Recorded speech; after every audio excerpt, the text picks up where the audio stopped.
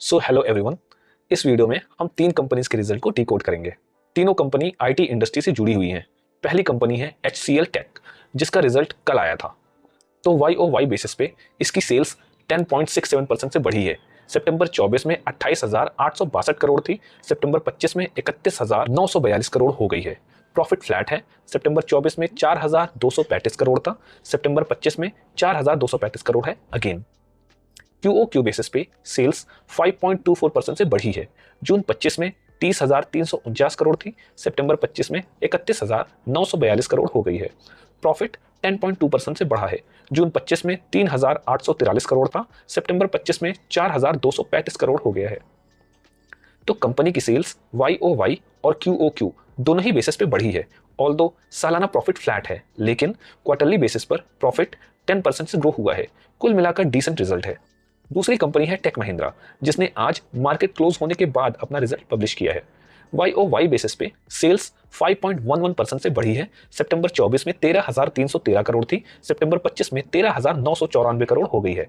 Profit 4.45% से घटा है। सितंबर 24 में 1,257 करोड़ था, सितंबर 25 में 1,201 करोड़ हो गया है। QOQ बेसिस पे सेल्स 4.81% से बढ़ी है।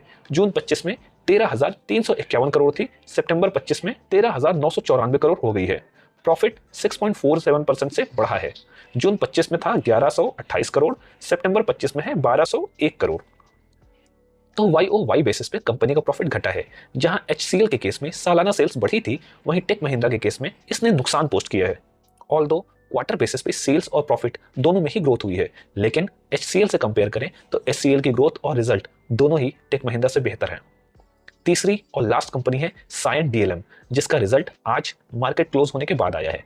YOY बेसिस पे सेल्स 20% से घटा है। सितंबर 24 में 389 करोड़ थी, सितंबर 25 में 310 करोड़ हो गई है। प्रॉफिट 113% से बढ़ा है। सितंबर 24 में 15 करोड़ था, सितंबर 25 में 32 करोड़ हो गया है। QOQ बेसिस पे सेल्स 11.51 से बढ़ा है। जून 25 में 278 करोड़ था, सितंबर 25 में 310 करोड़ हो गया है। प्रॉफिट 357% से बढ़ा है। जून 25 में 7 करोड़ था, सितंबर 25 में 32 करोड़ हो गया है। रिजल्ट शायद अच्छा लगे आपको, लेकिन एक कैच है। जरा सेल्स के नीचे वाला सेक्शन में देखिए। कंपनी ने 32 करोड़ का जो प्रॉफिट बनाया है, उसके 22 करोड़ अदर इनकम से हैं।